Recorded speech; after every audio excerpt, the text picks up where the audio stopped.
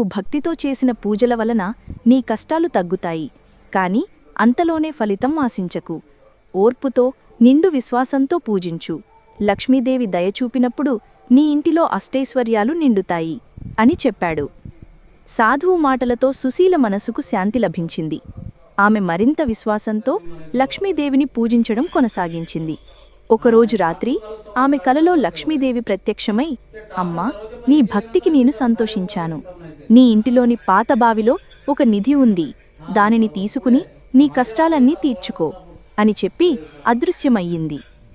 తెల్లవారుజామున సుశీల పరుగుపరుగున వెళ్లి పాతబావిని చూసింది. అందులో నిజంగానే ఒక పెద్ద బంగారు నిధి ఉంది. ఆ నిధితో ఆమె కష్టాలన్నీ తీరిపోయాయి. ఆమె భర్తకు మంచి వైద్యం చేయించి పిల్లలకు మంచి జీవితాన్ని ఇచ్చింది.